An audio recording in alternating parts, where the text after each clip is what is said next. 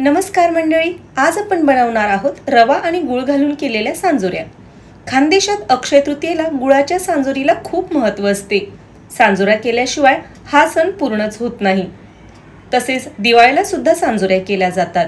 ज्याप्रमाणे दिवाळी फराळाला पिठी साखरेच्या करंज्या बनवतात, तशाच पद्धतीच्या सांजोऱ्या केल्या जातात। मात्र या सणात पिठी साखरेऐवजी गुळ वापरला जातो।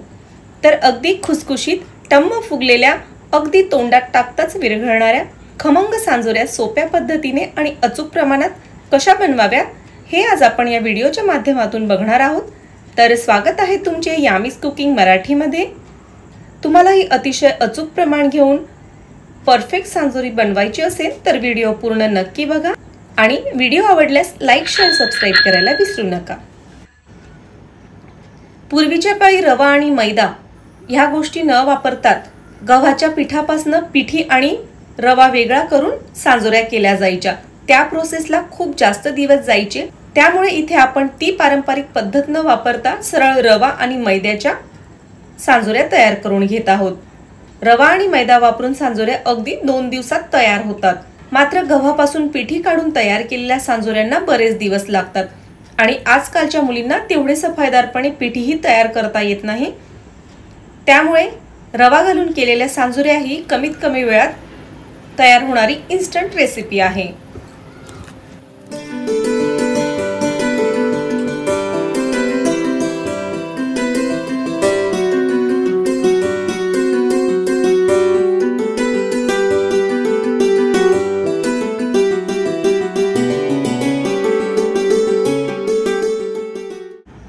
तर इथे मी 2 वाटी रव्यापासून सांजोऱ्या तयार करणार आहे।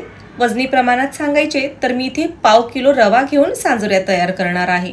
त्यासाठी सुरुवात गुळाचा पाक करण्यापासून करूया। मी इथे 1.5 वाटी बारीक चिरलेला गुळ घेतलेला आहे। वजनी प्रमाणानुसार हा पाव किलोपेक्षा थोडा कमी गुळ आहे। जर तुम्ही जास्त गोड खात असणार तर जेवढा रवा तेवढाच गुळ तुम्ही घेऊ शकतात। मी इथे 2 वाटी रवा घेणार आहे, तर त्यामुळे मी इथे 1.5 वाटी गुळ घेतलेला आहे। हा गुळ एका पातेलीत घालून त्यात 1 वाटी पाणी घालून घ्यायचे आहे आणि हे पाणी चांगले उकळून घ्यायचे आहे। इथे आपल्याला गुळाचा पाक तयार करायचा नाही, फक्त गुळाचे पाणी चिकट होईल इथपर्यंत हे पाणी 4 ते 5 मिनिटांपर्यंत उकळून घ्यायचे आहे।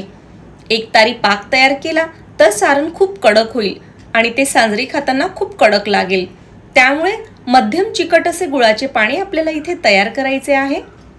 बऱ्याचदा काहींना गुळाची चव तितकीशी आवडत नाही किंवा काही वेळा गुळ थोडासा आंबूस लागतो। त्यामुळे तुम्ही इथे 1 वाटी गुळ आणि अर्धी वाटी साखर घेतली तरी सुद्धा चालेल। गुळामध्ये थोडी साखर मिसळली तर गुळाची चव वाढते। तर जोपर्यंत इकडे पाक तयार होईल तोपर्यंत आपण रवा भाजून घेऊया। तर इथे मी 2 वाटी रवा घेतलेला आहे। वजनी प्रमाणानुसार हा पाव किलो रवा आहे। रवा जास्त जाड किंवा बारीक घेऊ नये, मध्यम जाडीचा रवा घ्यावा। रवा मंद आचेवर कोरडा भाजून घ्यावा। भाजताना त्याला एकसारखं हलवत राहावं, जेणेकरून तो खालून करपणार नाही। रवा भाजण्यासाठी जाड बुडाची कढई वापरावी। रव्याचा रंग हलकासा गुलाबी झाला आणि रवा भाजल्याचा छान सुगंध यायला सुरुवात झाली की समजावं रवा भाजून तयार झालेला आहे। अगदी 2-3 मिनिटात हा रवा भाजून होतो। तर इकडे आपलं गुळाचं पाणी सुद्धा तयार झालेलं आहे। ह्या तयार झालेल्या पाण्यात 1 चमचा तेल घालून घ्यावे, त्यामुळे सांजा मऊ राहतो।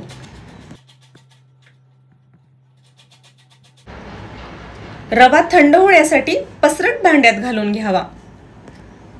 रवा आणि गुळाचा पाक दोन्ही थंड झाल्यानंतर रव्यामध्ये ही गुळाचे पाणी घालून घ्यायचे आहे। पाणी एकदम ओतू नये, थोडे थोडे पाणी घालून त्यात व्यवस्थित मिसळून घ्यायचे आहे। गुळाचे पाणी घालताना त्याला गाळून घ्यावे, म्हणजे गुळामधील काळी कचरा निघून जातो। सुरुवातीला रवा थोडा पातळ झाल्यासारखा वाटत असला तरी आपण हे मिश्रण रात्रभर मुरवायला ठेवणार आहोत। त्यामुळे यात असणारं जास्तीचं पाणी रवा शोषून घेतो। त्यामुळे पाणी जास्त झाले तरी घाबरण्याचं कारण नाही। यामुळे अतिशय छान मऊसूत लसलशीत असा सांजा तयार होतो। आतल्या या स्टफिंगला सांजा असं म्हटलं जातं। सांजा व्यवस्थित मिसळून झाल्यानंतर याला रात्रभर मुरवत ठेवायचे आहे। तुम्ही 2 किंवा 3 दिवसही हा रवा मुरवत ठेवू शकता। त्यामुळे रवा छान फुलतो आणि गुळाचा गोडवा रव्याच्या आतपर्यंत भिनतो। तुम्हाला जर रवा जास्त कोरडा आणि भुसभुशीत झाल्यासारखा वाटत असेल तर थोडेसे पाणी गरम करून या रव्यात घालून घ्यायचे, म्हणजे रवा थोडा ओलसर आणि लुसलुशीत होतो।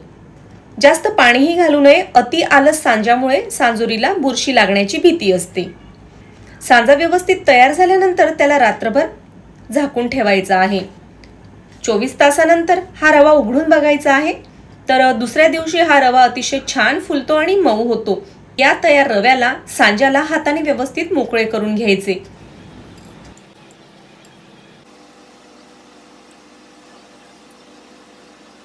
त्यामध्ये आपण खोबरे घालणार आहोत। खोबरे घालण्याआधी त्याला किंचितसे भाजून घ्यावे, कारण खोबऱ्याचा खीस लवकर खवट होतो, त्यामुळे त्याला किंचितसा भाजून घ्यावा। तसेच 1 चमचा खसखस घेऊन तिला सुद्धा मंद आचेवर भाजून घ्यायची आहे आणि हे भाजलेले खोबरे आणि खसखस रव्यात घालून घ्यावे। तसेच काजू, बदाम, पिस्ते, मनुके असे तुम्हाला आवडतील त्या सुक्या मेव्याचे बारीक काप या रव्यात घालून घ्यायचे आहेत। तसेच 1 चमचा वेलची पावडर, 1 चमचा मिरे पावडर सुद्धा यात घालून घ्यायचे आहे, त्यामुळे सांज्याला अतिशय सुंदर चव आणि सुगंध येतो आणि सांज्याला व्यवस्थित मिसळून घ्यायचे आहे। सांजा जास्त कोरडा भुसभुशीत नसावा, तो मऊसूत आणि लसलशीत असावा। काजू बदामचे काप टाकणे इथे ऑप्शनल आहे, तुम्ही हे काजू बदामची पावडरही करून वापरू शकता किंवा नाही घातले तरी चालेल। सांजा तयार झाल्यानंतर सांजोरीचे कव्हर तयार करण्याची तयारी करूया। तर या कव्हरला पारी असं म्हणतात। पारी तयार करण्यासाठी मी इथे 3.5 वाटी मैदा घेतलेला आहे आणि सोबत अर्धी वाटी बारीक रवा सुद्धा मिक्स केलेला आहे। रव्यामुळे पारी छान खुसखुशीत होते, म्हणजे मैदा आणि रवा दोन्ही वस्तू मिळून इथे जवळपास 4 वाटे हे मिश्रण झालेले आहे। म्हणजे सांजा करण्यासाठी जेवढा रवा आपण घेतलेला आहे मी त्याच्या दुप्पट इथे मैद्याचं प्रमाण घेतलेलं आहे। यात अर्धा टीस्पून मीठ घालून घ्यायचे आहे। पारीला छान सोनेरी रंग यावा यासाठी मी इथे 1 टीस्पून पिठी साखर घालणार आहे। अति जास्त पिठी साखर घालू नका, अगदी लहान चमचाभर पिठी साखर घालावी। सांजोरी तळताना ही पिठी साखर छान कॅरमलाइज होते, त्यामुळे पारीला छान सोनेरी रंग येतो आणि पारी जास्त दिवस खुसखुशीत व्हायला मदत होते। आता आपण पारी खुसखुशीत व्हावी यासाठी 1 चमचा तुपाचे मोहन घालून घेऊया। इथे तुम्ही तेलही वापरू शकता। तेल किंवा तूप चांगले कडकडीत गरम करून घ्यावे आणि हे मैद्यामध्ये टाकून घ्यावे। सुरुवातीला हे गरम असल्यामुळे चमच्याने मिसळून घ्यावे, नंतर हाताने चोळून संपूर्ण मैद्यामध्ये हे एकजीव करून घ्यावे। मिश्रण चांगले एकजीव झाल्यानंतर थोडे थोडे पाणी घालून घट्टसर गोळा मळून घ्यावा। कणिक जास्त सैल किंवा जास्त घट्टही मळू नये। पोळ्यांच्या कणकेपेक्षा किंचितशी घट्ट कणिक आपल्याला इथे लागणार आहे। तरी इथे मी जवळपास 4 वाट्या मैदा घेतलेला आहे। या प्रमाणात थोडाफार फरक पडू शकतो। काही वेळा सांज्यात वापरलेला रवा जास्त प्रमाणात फुलतो किंवा एखादा रवा फुलतही नाही। सांज्यासाठी अगदी जितका रवा घेतलेला आहे तितकाच मैदा घेतला तर कधी कधी कणिक कमी पडू शकते आणि खूप सारा सांजा उरतो।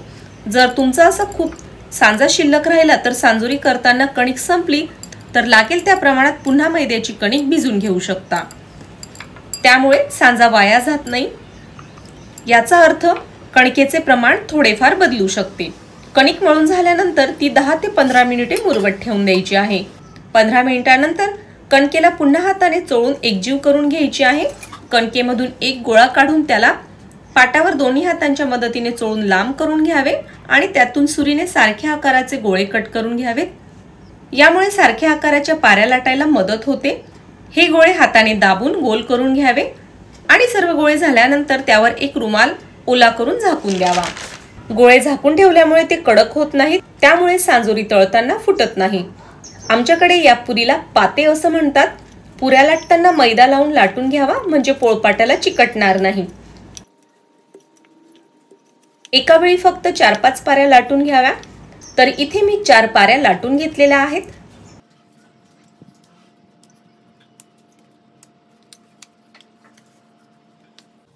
यांमध्ये सांजा भरून घेतलेला आहे। सांजा व्यवस्थित गोल पसरवावा आणि एकसारखा करून घ्यावा। काठांवर सांज्याचा एकही कण राहू देऊ नये, त्यामुळे करंजी फाटू शकते। एका वाटीत थोडे पाणी घ्यावे आणि हे पाणी इयरबडच्या मदतीने पारीच्या काठांवर सर्व बाजूने लावून घ्यावे। इयरबड नसेल तर एखाद्या काडीला कापूस गुंडाळून घ्यावा आणि हे पाणी सर्व बाजूंना व्यवस्थित लावून घ्यावे। पाण्याच्या ऐवजी काही ठिकाणी दूध सुद्धा वापरले जाते। सर्व बाजूंना पाणी व्यवस्थित लावल्यानंतर दुसरे पाते यावरून ठेवून घ्यावे आणि त्या पात्याला व्यवस्थित बोटांनी दाबून बंद करून घ्यावे आणि कटरच्या साहाय्याने गोल आकार कट करून घ्यायचा आहे। तुमच्याकडे असे कटर नसले तर सुरीने किंवा वाटीने कट करून घेतले तरी चालेल। तर इथे ही सांजोरी तयार आहे। सांजोरी तयार झाल्यानंतर तिला अशीच उघडी ठेवू नये, तिला लगेच कापडाखाली झाकून ठेवावी।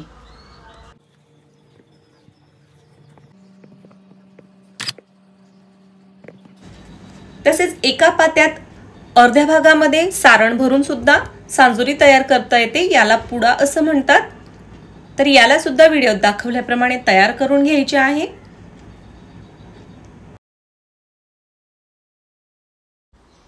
तर अशा पद्धतीने ही सांजोरी सुद्धा तयार झालेली आहे। सर्व सांजोऱ्या एकसारख्या दिसाव्यात म्हणून मी इथे सांजा भरून पारी बंद केल्यानंतर एक मोठी वाटी ठेवून फक्त एक रेषा आखून घेतलेली आहे आणि पात्यावर उमटलेल्या रेषेवर मी कटर फिरवून व्यवस्थित कापून घेतलेले आहे। सर्व सांजोऱ्या एकसारख्या आकाराच्या दिसाव्यात म्हणून तुम्ही या पद्धतीने इथे वाटीची ट्रिक वापरू शकता किंवा जर तुमच्याकडे साचे असतील तर साच्यांचा सुद्धा वापर करू शकता। तसेच मी इथे थोडं वेगळ्या आकाराची सुद्धा एक सांजोरी तयार करणार आहे। तर आधीची सांजा भरण्याची प्रोसेस नेहमीप्रमाणेच आहे। सांजोरी व्यवस्थित गोल आकारात कट करून घ्यावी, त्याच्या कडा हाताने व्यवस्थित दाबून बंद करून घ्याव्या जेणेकरून सांजोरी तळताना फुटणार नाही। आणि मॅगी खायचा जो चमचा असतो त्या चमच्याने व्हिडिओत दाखवल्याप्रमाणे पात्यांवर आकार काढून घ्यायचा आहे। त्यानंतर तोच चमचा उलट करून थोड्या थोड्या अंतराने पाते आतल्या साइडने दुमडत जायचे आहे। तर अशा पद्धतीने सुंदर अशा फुलांच्या आकाराची सांजोरी इथे तयार होते। मुलांना आकर्षक वस्तू खायला आवडतात, त्यामुळे मी इथे थोड्या वेगळ्या आकाराची सुद्धा सांजोरी तयार केलेली आहे।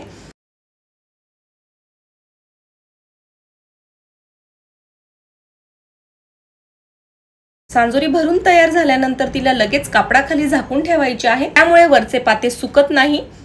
जर पाते सुकले तर सांजोरी तळताना फाटू शकते, त्यामुळे यांना झाकूनच ठेवायची।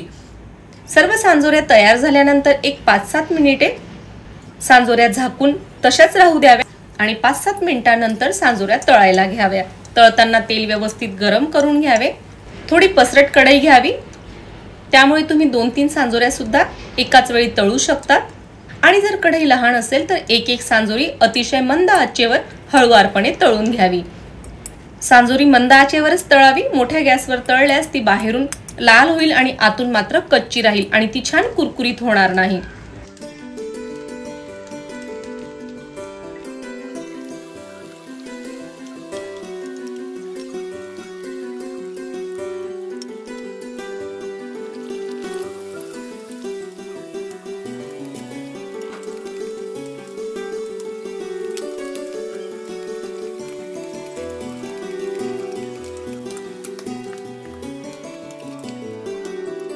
तसेच मी इथे हा एक पुडा सुद्धा तयार करून घेतलेला आहे।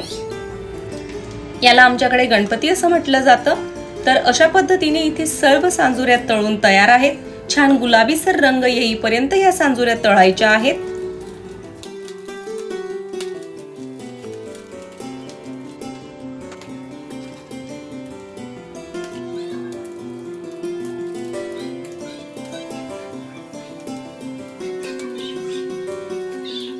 सोनेरी रंग येईपर्यंत यांना तळून घ्याव्यात।